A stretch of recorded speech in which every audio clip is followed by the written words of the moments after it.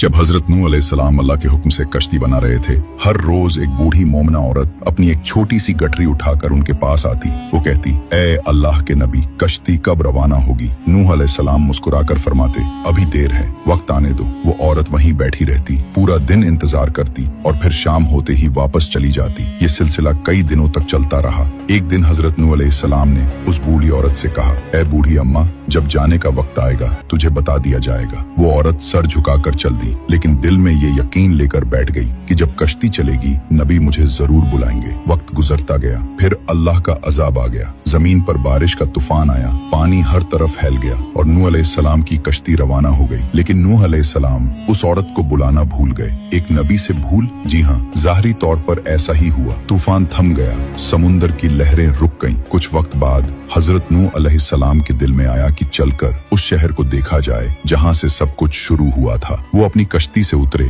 और शहर की तरफ चले। जब शहर पहुंचे तो देखा हर तरफ वीरानी थी, तबाही थी, मगर एक कोने में एक झोपड़ी से रोशनी आ रही थी। एक दिया जल रहा था। नूह अलैहिस्सलाम हैरान हुए, इतना बड़ा तूफान आया, सब कुछ डूब गया, लेकिन ये दिया कैसे जल रहा है? उन्होंने जोर से अल्लाहू अकबर की तकबीर लगाई। झोपड़ी का पर्दा उठा। वही बूढ़ी औरत गठरी उठाए बाहर आई और बड़ी मासूमियत से बोली, या नबी अल्लाह, क्या कश्ती अब तैयार है? चलें। नूह अलैहिस्सलाम की आंखें हैरत से फैल गईं। उन्होंने कहा, ए बूढ़ी अम्मा, तुझे कुछ भी पता नहीं चला। बूढ़ी औरत ने सादा दिली से जवाब दिया, क्या नहीं पता चला या नबी अल्लाह? नूह अलैहिस्सलाम बोले, इतना बड़ा तूफान आया, दुनिया डूब गई, बारिशें बरसी, लोगों पर अजाब आ गया और तुझे कुछ खबर नहीं? वो औरत बड़ी सादगी से बोली, या नबी अल्लाह, एक दिन बादल कुछ गरजे थे और हल्की सी फुहार पड़ी थी बस। नूह अलैहिस्सलाम ने आसमान की तरफ देखा और कहा, ए मेरे रब, ये क्या माजरा है? तब अल्लाह ताला ने हजरत नूह अलैहिस्सलाम पर वही नाजिल फरमाई, ए मेरे प्यारे नबी, इस औरत के दिल में तुम्हारी मोहब्बत थी और तुमने उससे वादा किया था कि जब कश्ती रवाना होगी तुम उसे ले चलोगे। तुम अपने वादे को भूल गए, लेकिन मैं